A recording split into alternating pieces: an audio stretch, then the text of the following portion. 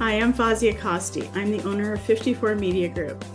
It is my honor to present to you the Focus on Success Summit 2024.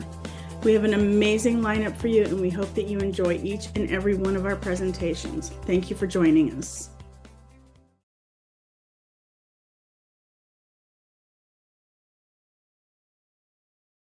So many high-performing individuals feel constantly depleted on a daily basis, and they run on fumes and really struggle to juggle all the roles and responsibilities that are on their plate. And burnout doesn't just deplete your energy and motivation, it also undermines your leadership capabilities, your leadership presence, your decision-making capabilities, and your overall effectiveness. There are so many reasons for burnout, and there's no way that I can cover everything, but I'm really going to address what I've seen hundreds of leaders, executives, business owners, and professionals, like really high achieving individuals, struggle with on a daily basis, and more importantly, why you keep burning out and the changes that you can start making today. Now, a little bit about myself. My name is Tania Friedlander. I'm a leadership and high performance coach. And as you can tell from my accent, I'm not originally from the States. I was born in Israel. I grew up in Austria, lived in England for 12 years, and for the past 10 years in the United States.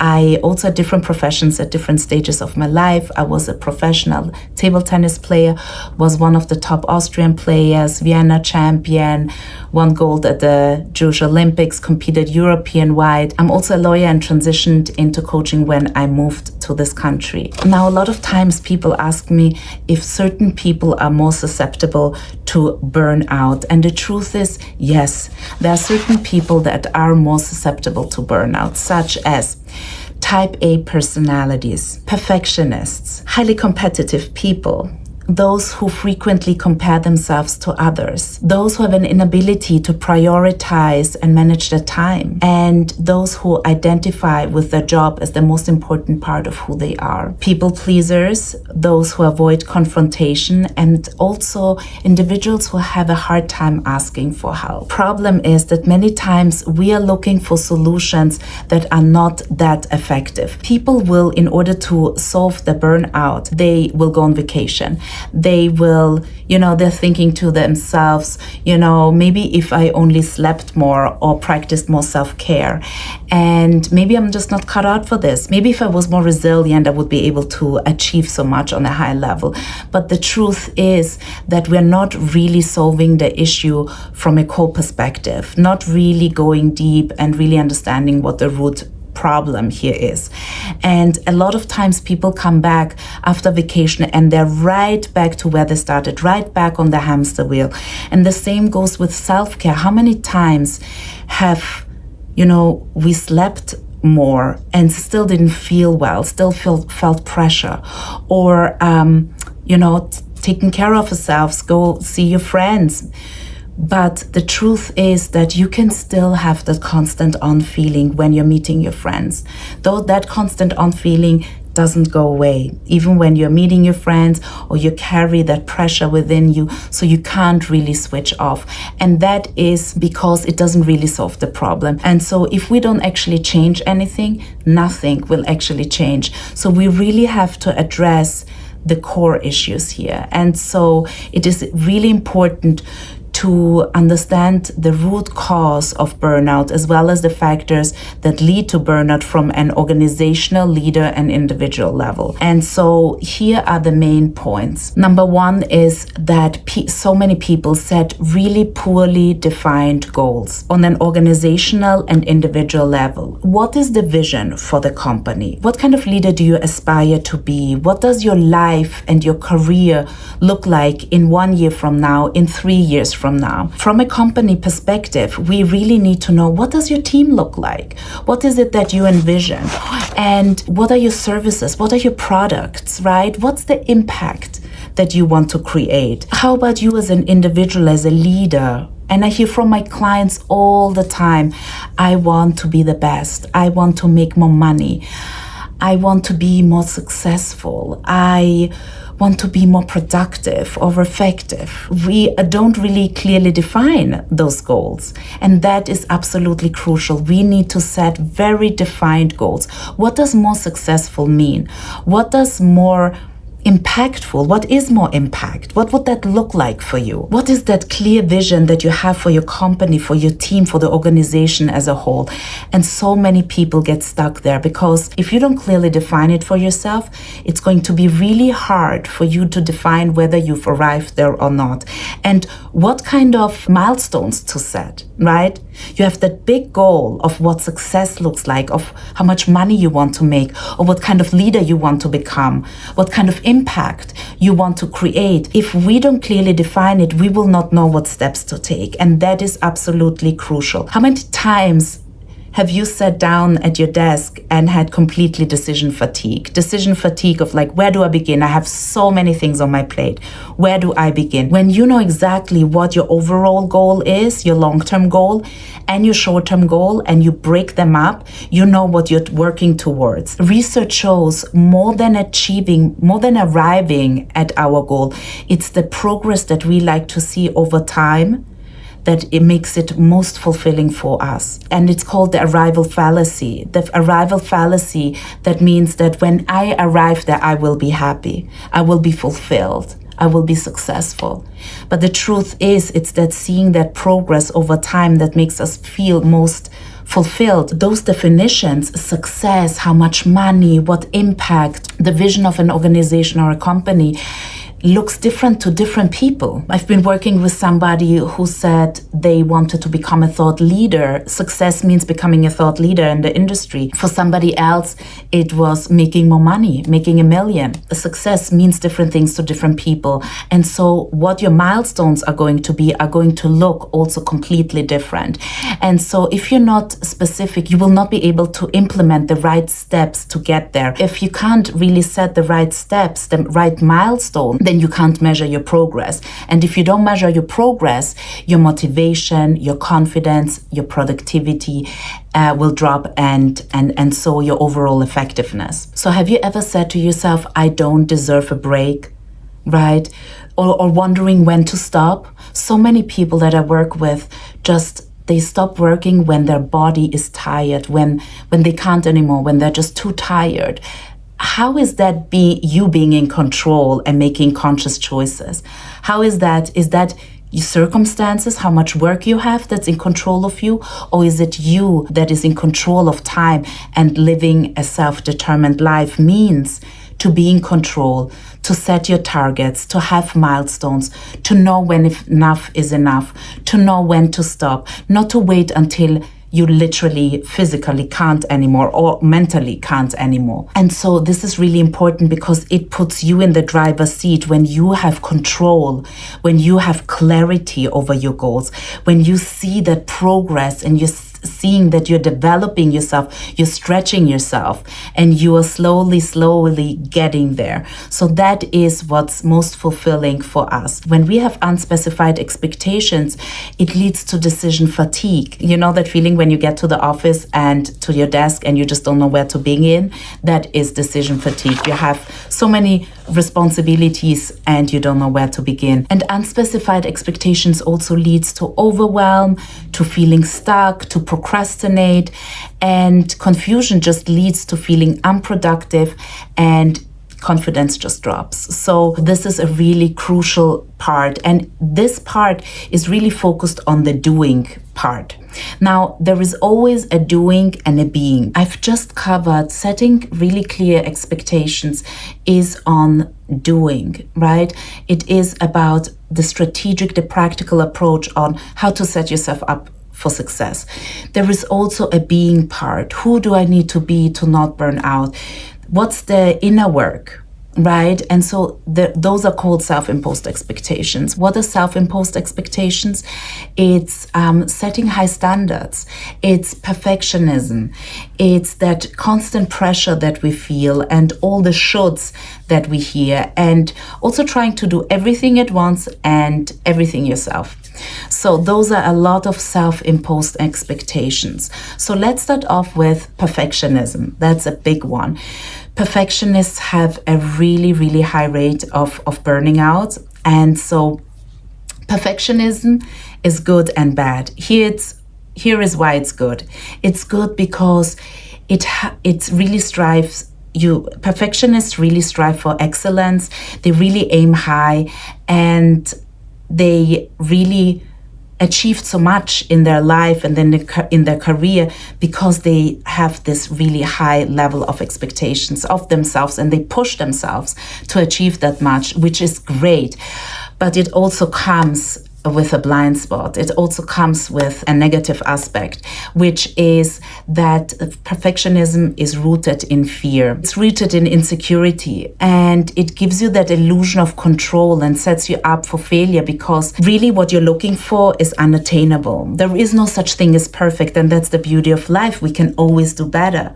We can always improve, but there is this attachment to having it perfect, which will always make you feel like you're not good enough. It is really a recipe for burnout and feeding into not good enough. As humans, we want to have control, we seek control, and perfectionism, it gives you that sense of control, but it feeds into always not being good enough. So you always live in that gap from where you are to where you want to be. And so it feeds into the not enoughness. Another thing is the internal pressure that we feel often stems from all or nothing thinking. So for example, that self-sabotaging voice that when you are tired and you're like, my body really needs to rest, I really want to go to sleep, but I should be pushing through, I should be working harder. Then there is the internal pressure. It's self-imposed expectations we have of ourselves. Like oftentimes if we take a step back and we're like, where's this actually coming from? Nobody said I need to achieve everything right here, right now. Not my boss, and not anybody, right? It's when you are being really honest with yourself, it's you expecting this of you. And so that internal pressure could look like, I really know that I'm tired in my body, I'm physically tired, I'm mentally drained, and I would love to go to sleep, but I should be pushing through, I should be working harder, right? So all of that internal dialogue, the sabotaging voice, that nagging voice that tells us we should be pushing harder. So when you hear should, it's not coming from a healthy place, it's coming from guilt, it's coming from pressure. And pressure never feels liberating. It never feels like freedom. It's really driven by that guilt of should. So when you're noticing that, just know that this is not an optimal way of achieving your goal. It's going to lead into burnout. It's that language that pushes you to burnout, to keep pushing when your body is really telling you to rest. Also, a big part of burnout and some thinking errors is all or nothing, thinking of all or nothing. When you hear very extreme language, such as never or always, I will never achieve this goal, I always mess up. That extreme language and that very black and white kind of thinking, all or nothing, can lead to burnout as well. Another reason for burnout is unclear boundaries. Right? And we all know that boundaries are important. Everybody agrees that boundaries are important. Yet it is so hard for so many people to set boundaries and to really stick to their boundaries. So why is that? Why is it so hard? Really, boundaries, there is this illusion that boundaries separate us, right? There is this harshness of like being strict or, harsh, like I'm saying no. We want to belong. We don't want to be separated, right? And so there is this illusion that boundaries separate us. However, quite the opposite is true. Boundaries actually protect what's most important to us, to really protect who and what is most important to us, to really nurture those things. Because also boundaries is kind of elusive. We can't really touch or feel boundaries. And so it's easy to kind of push it. It's easy to push boundaries, and we can just be reactive and give in and just say, oh, it's just easier to say yes, right? Because we can't really feel or touch it. And so we can play with it. We can kind of overstep our boundaries because we don't clearly define it. We don't know exactly what that looks like. And because it also feels like it's separating us and we really don't want that separation. And so it's quite elusive. And so that's why so many people have a a really hard time with it because there is no clarity on what those boundaries are and when no is no. We want to please people. We don't want to be seen as difficult. We want people to like us. We want to avoid those confrontations, right? So it's easier to just give in. The important part is that when we say yes to one thing, we by default say no to something else. But most people don't have the clarity of what those things are. And just because you can doesn't mean you should. Right? Like just because I can take all of the kids and help you for 15 minutes and take the call at night and all of those things doesn't mean that I should. The problem is that we don't have the awareness of what we're saying yes and no to, and we put being liked and not being seen as difficult before everything else. And that is just so important to have that awareness of. So how do we learn to set boundaries? What can support us? And the key really lies in knowing our values, really knowing our core values, because those will really give us the clarity that we need in order to set better boundaries. So many people say family, faith, freedom, right? What does that give you? Taking it to the next level, not just like your values, but identifying your core values. And your core values are really what family gives you, what freedom gives you. Take it to the next level. What do those overall values give you? That is how you're going to identify your core value. And that is another important piece here. Really understanding your core values. Because if you know what your core values are, you will have much more clarity in knowing what to protect and what is truly important to you. Because we will say a lot of time, yes, yes, yes, but we really need to understand what we are also saying no to. That is an important piece. Ask yourself, what are my main values, such as family, freedom, and so forth. Write it down and then take it another step further. What does family give me? To some people, it will be connection. For some people, it will be love. For some, belonging, right? And the same goes for freedom and everything else. So take it to the next level. That is your core value. And when you can identify those things will help you set better boundaries. Understanding what is it that I need around this value, right? Like if it is connection with my kids, then what is it that I need? I need to be present. Okay, so what will I start doing and what will I stop doing as a result of it? So that is a really great exercise to really identify and really taking practical steps to setting better boundaries and saying, okay, this is what I need around this value. And so my next step is I'm going to turn off my phone or put my phone away when I'm doing bedtime. And that's what I will start doing. And what I will stop doing is, taking calls after a certain time. So those are really practical things that you can implement today in order to set better boundaries. And just to illustrate it with a story, there was a student that wanted to go see his mentor because he was so overwhelmed with worries and anxiety and doubts and just wanted to see his mentor, but his mentor wasn't available. So he went to his house and he was knocking on the front door, but the mentor didn't answer. So he walked to the side entrance and knocked on the door, but the mentor didn't answer. Then he knocked on the window and he saw that he was reading something. And so he knocked on the window, but the mentor didn't answer. And so quite disappointed and frustrated, he went home and he thought he'll try to speak to him again at the office the next day. And so the next day when he had the opportunity, he started speaking to his mentor and he said to him, mentor, I really wanted to speak to you yesterday. And the mentor said, I know. And I gave you the answer. And the student was like, no, you didn't. And he said, yes, I did. Yesterday, you came to my door and you started knocking on the front door. Then you went to the side entrance and you were knocking over there. And then you came up to my window and you were knocking over there. And in that moment, I had a choice of whether I will open up or not. And the same goes with your worries, your fears, your anxiety, and your doubts. So this is what the mentor was trying to teach his student, that in this moment, he was setting that boundary. We can protect our thoughts, what we allow into our life. And the same goes with boundaries. It's the same thing. If somebody comes knocking on your door and saying, can you just spare 15 minutes for me? Can you just take care of this task and responsibility? Are you opening the door or are you closing it, right? In the end of the day, we are in control and we are opening the door, but it's automatic. It's automatic. We are reactive, not proactive.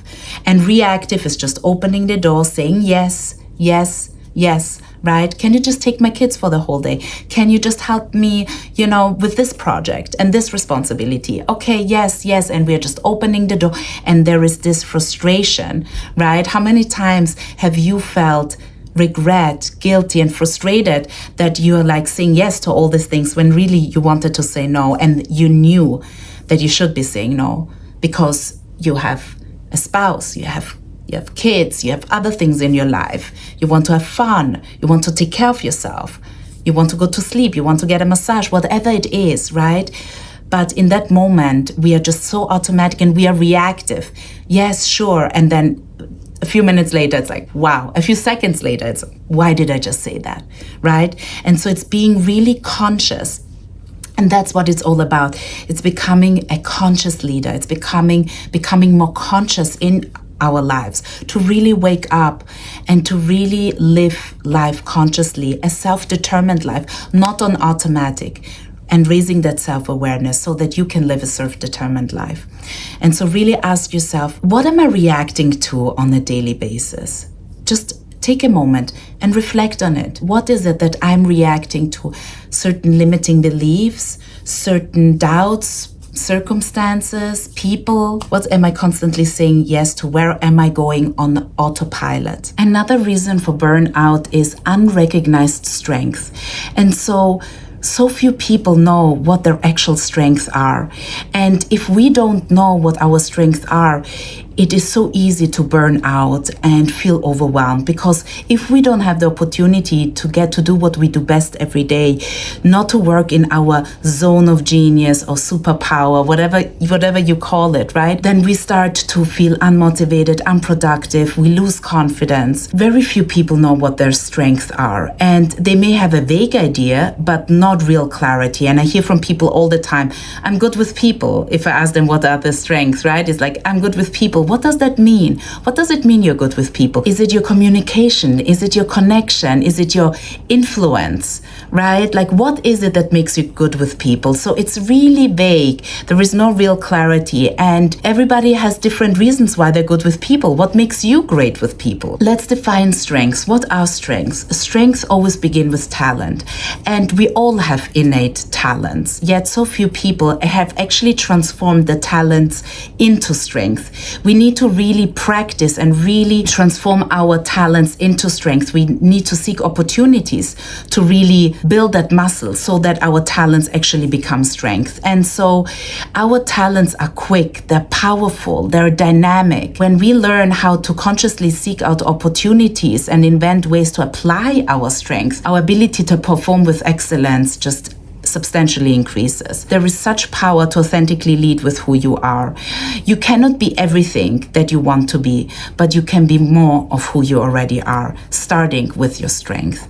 And so what are strengths? Strengths are a recurring pattern of thought, feeling, and behavior that can be productively applied. They're spontaneous, even reactions to situations that we encounter. And they are what you do well every time, without even having to think about it. It's just what comes natural to you. It's how you naturally think, feel, and behave. It's how you're wired. And there is such a variety of different strengths out there. And, the question often comes up that if our strengths are such a natural part of who we are, then why is it for so many people so hard to leverage their strengths? It's a great question. And so reason number one is not having identified their strengths, having no real clarity, just really vague. So if we don't know what they are, we cannot leverage them. Number two is that for those few people that know what they are, they don't have the courage to live by them. And the third reason is that those who know their strengths, instead of appreciating and nurturing their own strength, they spend more time envying the strength of others, saying things like, oh, I wish I was more like that. I wish I had those strengths. And we really discount our strengths. We really don't recognize and give ourselves credit for our strengths because it's such a natural part of who we are. We say, of course, yeah, that's not a strength. It's so easy. Like, totally discounting it. Whereas those things are really hard for somebody else, but they're easy for you because it's such a natural part of who you are.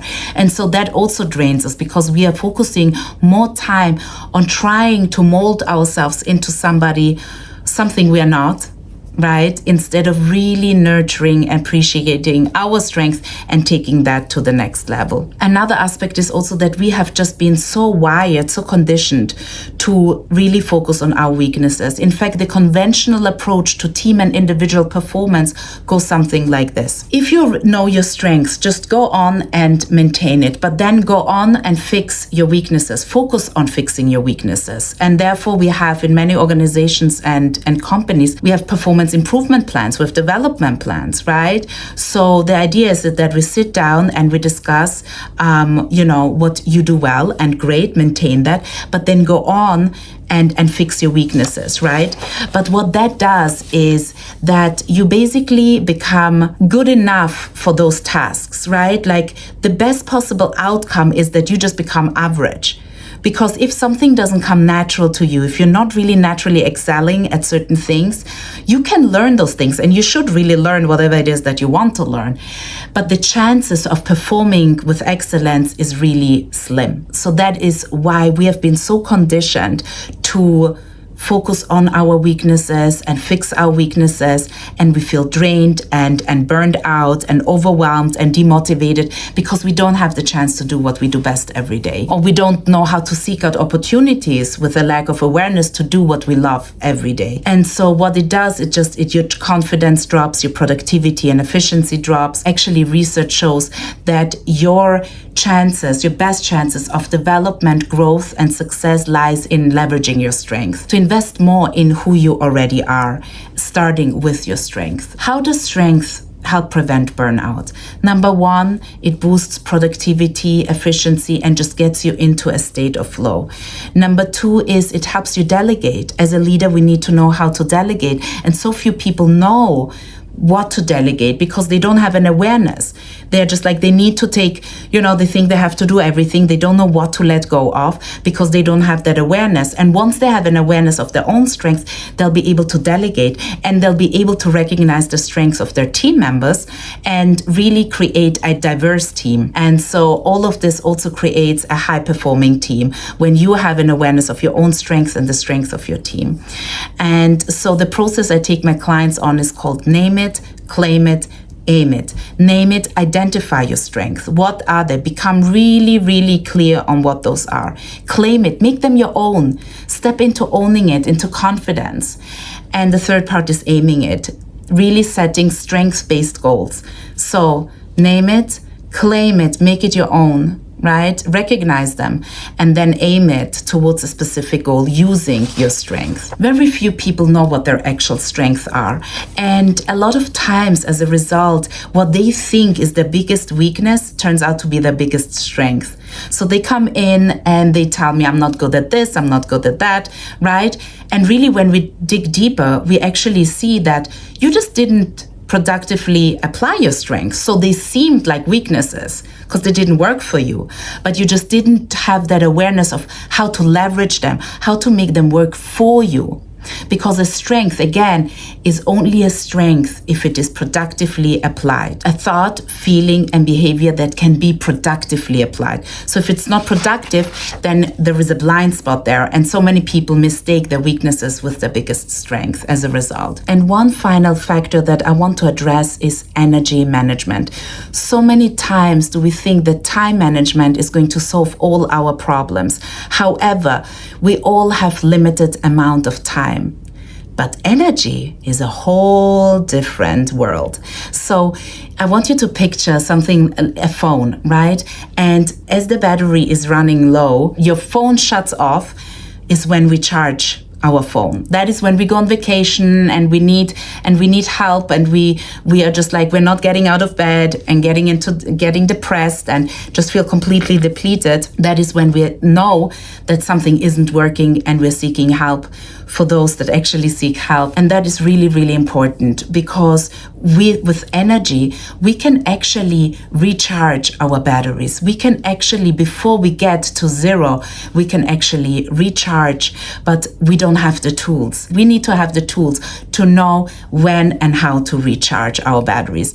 And so many times, there is a famous quote that says, we don't feel tired because we've done too much, but because we've done too little of the things that replenish our energy. In order to really effectively manage our energy, we need to understand that stress in small dosages actually stimulates growth. There is a really fine line, right? There is the comfort zone, there is the stretch zone, and there is the stress zone. And we really need to know there is a comfort zone, there is really low stress. There is the stretch zone, that is the perfect part that really stimulates growth. And then there is the stress zone that is just like too stressful, high stress over there. And so we really need to learn how to balance it so that we are in that nice middle where the stress actually stimulates growth. It pushes us beyond our comfort zone in a nice way, in small doses. Oftentimes what I do is really start bringing in more awareness into your day, just kind of like reflecting. If I'm feeling my energy drained, who am I with? What environment am I in? What tasks am I working on, right? So really bringing in more awareness to know what drains my energy and what fills my energy. And we just have such little awareness to really know what fills my energy and what drains my energy. And so one of the things is be a good people picker, right? Make sure that you are hanging out with people, that you're surrounding yourself with people that are positive, that bring out the best in you, that you feel replenished, that you feel excited about, right? Because there are people, vampires, right? That just suck your energy. So you really want to be aware and manage your energy around it. I was working with a client who had scheduled back-to-back meetings and knew that system just didn't work for him. He just felt so depleted. So what we implemented was really understanding what boosts your energy. How can we balance our energy throughout the day so that you're not completely depleted by the end of it? One of the things that he enjoyed was going for a walk. So in between the meetings, he would step out and just go for a walk and come back and reconnect, right? And so for some people, it could be just meditate or call a friend or go get a coffee or whatever it is for you. But the more awareness we have of what lifts, what really energizes us and what depletes us, we can balance it out. We can understand, okay, my battery is getting lower. I need to recharge. Unfortunately, we wait until zero when we feel completely depleted, but that bringing in more awareness around those areas is really, really important. It's really important to integrate more moments of calm into your day and having a not to-do list. I love a not to-do list. Everybody has a to-do list. Have a not to-do list. Just being aware of what am I not going to do? Who am I not going to speak to, right? Just as important. Now, there are 4 different dimensions of energy. There is the physical, there is the emotional, there is the mental and spiritual, okay? And now physical is really what it means: enhancing your sleep, eating right, exercising, taking care of yourself. That is physical. Then there is emotional, right? Taking control of your life, bringing in more awareness, having room for your own self-expression, and really expressing your emotions, having a safe space to do that, is the emotional part of the 4 dimensions of energy management. Another part is mental. So focus, concentration, eliminating distractions, right? Having time to reflect. Those are all mental. We can feel mentally drained, not physically, just because there's so many distractions. Our brain is working double as hard. We need to put in so much attention onto certain tasks and responsibilities or people that we just feel drained. So really being aware of what about the mental component here. And then there is the spiritual. Commitments, honoring your values, your relationship with God, helping others, and contribution. So also the spiritual. How full is my cup on the spiritual level? Right?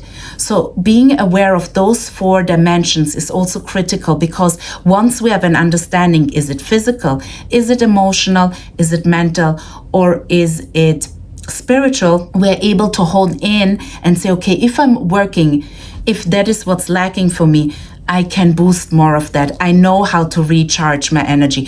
Sometimes it's I just need to sleep. Sometimes it's I need to fill my soul, or I'm not honoring a big, really core value in my life. Or perhaps, certain people just require so much attention that I feel drained. Or it's I don't have a safe space to express my emotions and I'm holding on to it and it's just draining me.